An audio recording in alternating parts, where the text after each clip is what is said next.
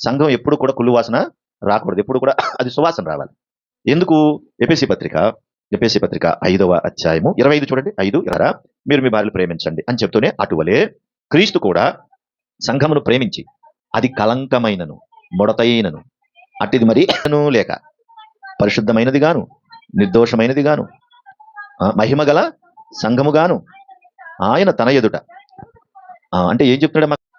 కలంకం ఉండకూడదు, ముడత ఉండకూడదు, అట్టిది ఏది కూడా అక్కడ ఉండకూడదు. అంటే ఏం కోరుకుంటున్నాడు ఆయన అంటే మన లోపల ఎట్టి పరిస్థితుల్లోనూ కూడా కలంకం కనపడదు. ఇప్పుడు కలంకం అనే దాన్ని ఏమనాలి? ఇప్పుడు మనం అది సువాసన, లేకపోతే సెంటు వాసన, లేకపోతే కుళ్ళు వాసన? అమ్మా, కలంకం అన్న దాన్ని ఎలా చెప్పాలి? కుళ్ళు వాసనే కదా, కాదా? కనుక ఇప్పుడు ఆ కుళ్ళు వాసన నుంచి బయటికి తీసుకురావాలంటే మన వల్ల అవుతుందా? ఇప్పుడు పురుషుడు స్త్రీని ఎట్లా ప్రేమిస్తున్నాడో యేసుక్రీస్తు ప్రభు వారు కూడా మన అలాగా ప్రేమిస్తున్నాడని చెప్పడానికి అక్కడ ఆ మాట చెప్పాడు, ఆ మాట వాడాడు. ఓకేనా? అలాగ అర్థమైంది అక్కడ. అందుకని మన జీవితంలో కూడా పాత విషయాల్లో కూడా, పాత నిబంధనలో కూడా చాలా మాటలు ఎట్లా ఉన్నాయంటే, పాత నిబంధనలో పోల్చి మాట్లాడతాడు, ఛాయారూపకంగా మాట్లాడతాడు అనమాట. చాలా విషయాలు మనకు అర్థం కావు, పాత నిబంధన గ్రంథంలో కూడా మనకు అర్థం కావు. తర్వాత ఎఫెసీ పత్రికలోనే 5వ అధ్యాయము మళ్ళా 2వ వచనం చూడండి. ఎఫెసీ పత్రిక 5వ అధ్యాయము 2వ వచనం.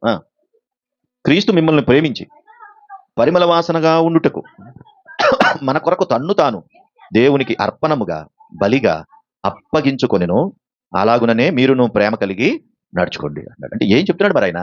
కుళ్ళిపోయిన మనలను సువాసన కలవని వారిగా మార్చడానికి ఆయన సిలువ ఎక్కి మనకు పరిమళ వాసన ఇచ్చాడట. శ్రేష్టమైనది అనమాట. పరిమళ వాసన అంటే శ్రేష్టమైనది.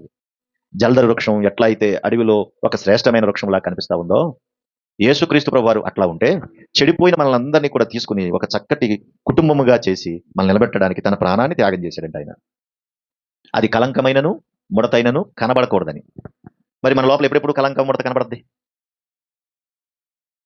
కనబడకూడదని కదా ఆయన తిప్పలు పడ్డాడు పాపం. మరి ఎప్పుడెప్పుడు కనబడద్ది కలంకం ముడత? ఇవన్నీ డాగులు ఎప్పుడు కనబడతాయి? మరకల్ని పోగొడుతున్నాం రైటే, కానీ మొండి మరకలు ఎప్పుడెప్పుడు పడతాయంటే ఇవి పడవని ఏమి ఉండదు, పడతానే ఉంటాయి కదా. పడినప్పుడల్లా ఏమి చేస్తారు మీరు? హృదయంలో కూడా ఎన్ని మొండి మరకలు ఉన్నాయి లేవా?